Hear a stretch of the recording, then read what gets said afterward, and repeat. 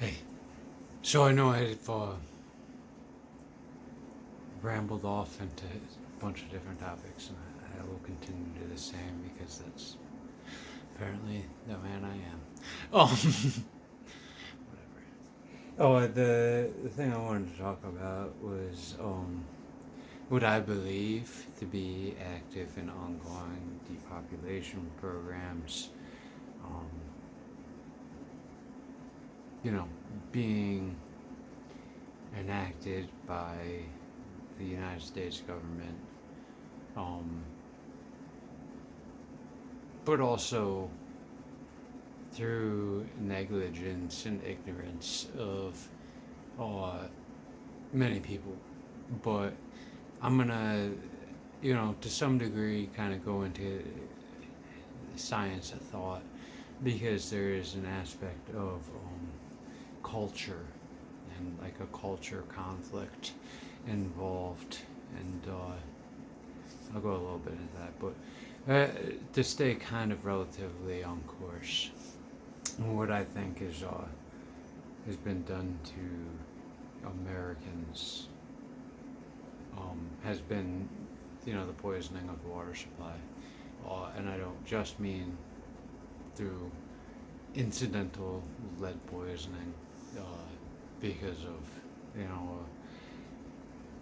old type of pipe joining, and I'm not gonna go too deep into it. I do think everybody should be filtering their water, um, regardless of what you think is in it, and regardless of tests you may or may not have had.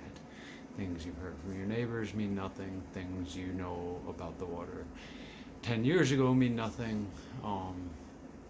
Yeah, you should be filtering your water, and it is almost unconscionable to do otherwise, regardless of your income level, because of the relatively low cost of water filtration devices, especially the point of use, which is, you know, if you go to the bar once a month and you don't have a water filter, I consider that to be irresponsible, um, both towards your personal health and towards the health of people you might be caring for. And that's just my professional opinion. I'm not a plumber, but or necessarily a water expert, but you know, uh, pipe joining, all right, whatever. I'll pull that card.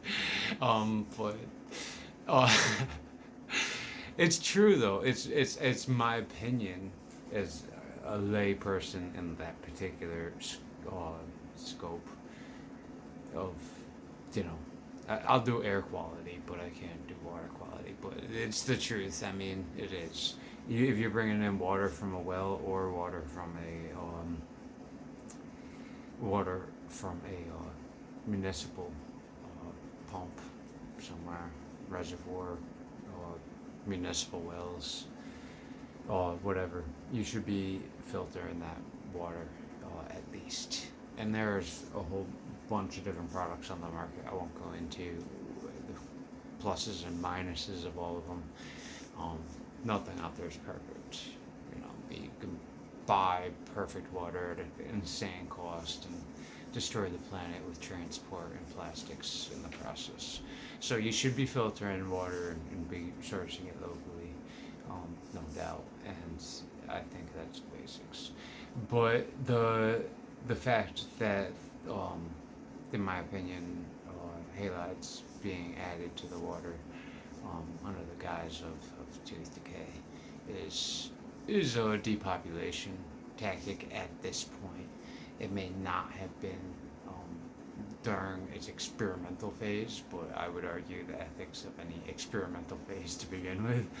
Um, I would say that the second um, real depopulation tactic is uh, the disenfranchisement of intellectual property rights uh, through surveillance, state surveillance, and then private companies working with the state as agents thereof, um, and then profiting from the exploitation gained through those surveillance programs. It's it's both economic exploitation and the exploitation of civil liberties. It's it's undoubtedly caused death and you know the the impoverishment of people to the point of suicide. I would say that's not just government picking sides. That's government force in action. That's whatever. Then I would say that through pollution and the corruption associated with pollution. And if you want to pretend that you work for the government and that you're not corrupt, I would say, let me see your pension and explain your wars. Because, yeah, you are corrupt as the day is long. And you're corrupt, and at this point every bit of pollution falls on your shallow, hollow soul. It was done for money, and you're continuing to do it today, in spite of your environmental blame games and arbitrary legislations. Your entire pension system is funded with a currency based on pollution. It's not based on any other metric, really, as far as I'm concerned. It's not, at this point, it's not value related at all. It's purely 100% associated with global warming and the complete destruction of life as we know it on Earth. That's the public pension system. What it is built upon with its petrodollar, and it's multiple wars in securing that paper exchange.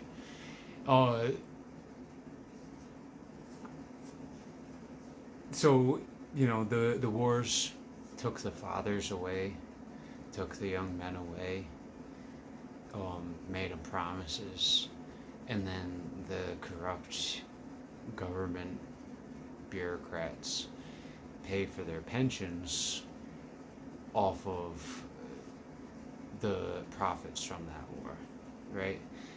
That is what happened, but the problem is that the profits from those wars are all oil. It's all, and a lot of it was oil already burned, probably since the 70s, with a deal that was made back then, before most of us were born. And, to then fight those wars. You could say 9/11, oh, that's convenient timing. Like, they didn't want to be Saudi Arabia's hitman, and then Saudi Arabia spanked them and said, you made a deal, get over here and fight our wars for us. And then that's what happened. But the timing does make it look like that, whatever. Timing can be manipulated, but it looks like that.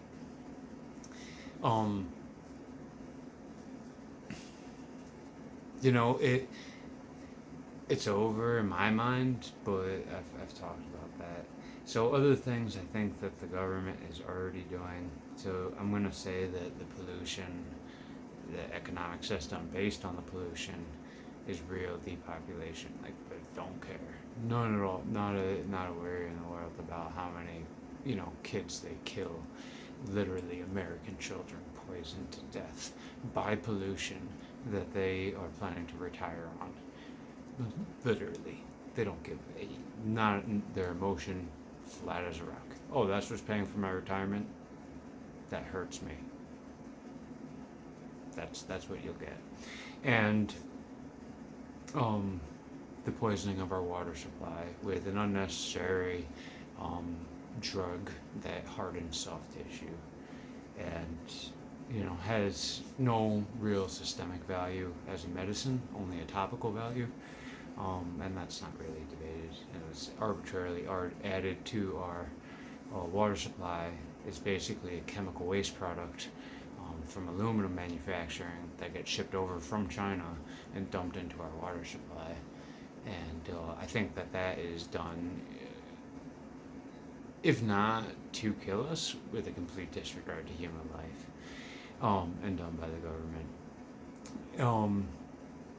And then it all kind of ties together because once the water's, you know, dirty and it's not being filtered, and it's a conspiracy theory, is, you know, the food follows suit, but once you get into, okay, the government might actually be trying to depopulate within the herd, um, through active measures, not just passively. They're killing themselves, but they're intervening with some degree of force, with the intention to reduce human life or longevity.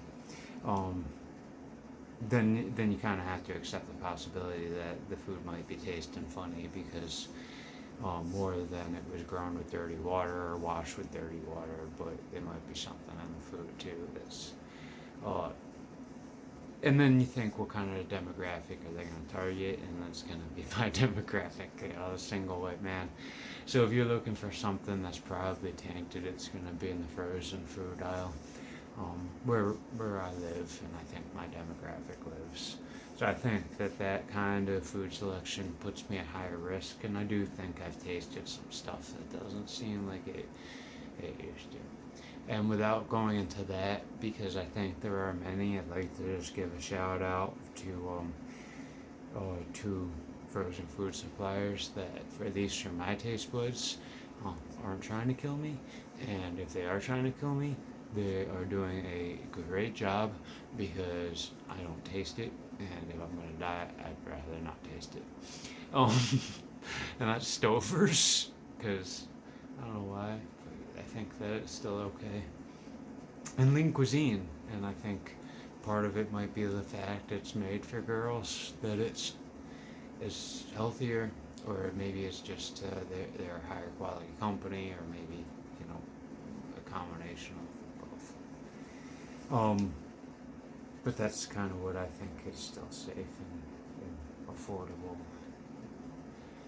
all within reach of my time constraints. The last is the use of overt surveillance and mental health. So, you know, we're aware of companies out there that use targeted advertising to make you aware of products that might be interesting to you. And I know that this technology can be weaponized and then denied and used to disenfranchise you through, I don't want to call it medical tyranny because it's not medicine.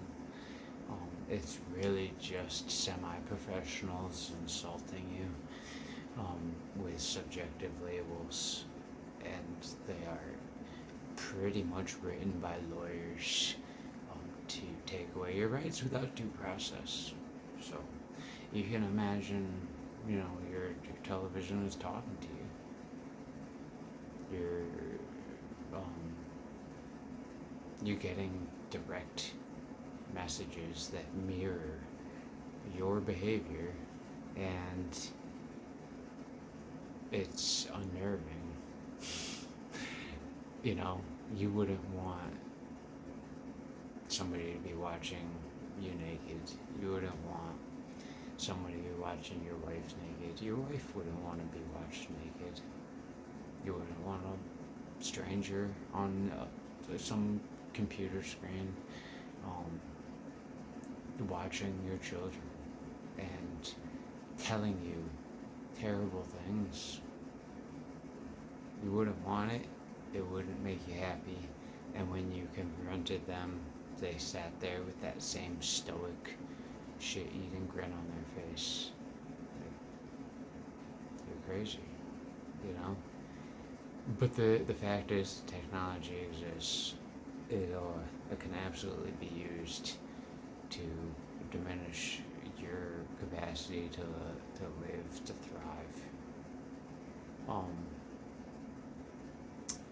and I think it's been deployed by the U.S. military against U.S. civilians.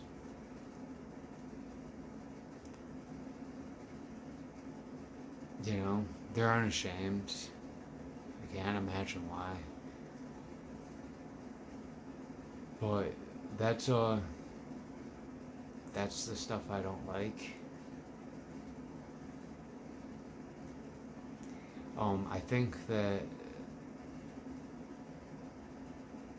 this stuff is real, but I'm open to the possibility that I'm wrong. Do I think that there's a possibility that there's something genetically wrong with my brain?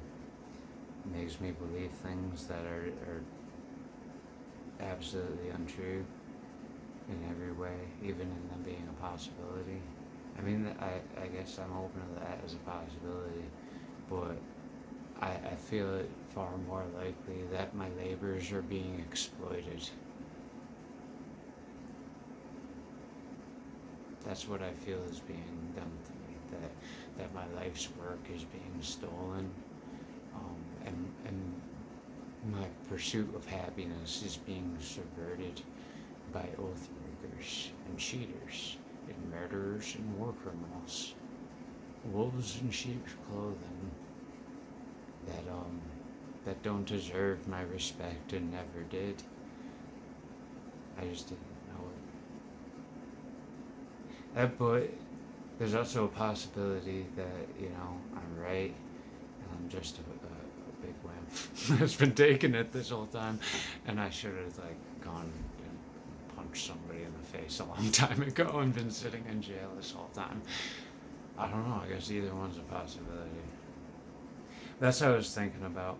So, yeah, I think that there's some real things happening as far as the American government breaking the law and getting away with it, and doing so without even putting an honest effort into long-term planning.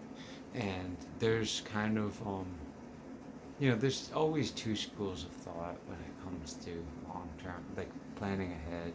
There's the interventionists, the non-interventionists. There's people who believe that the future is preordained, and then people who believe that there's chaos and randomness in the universe.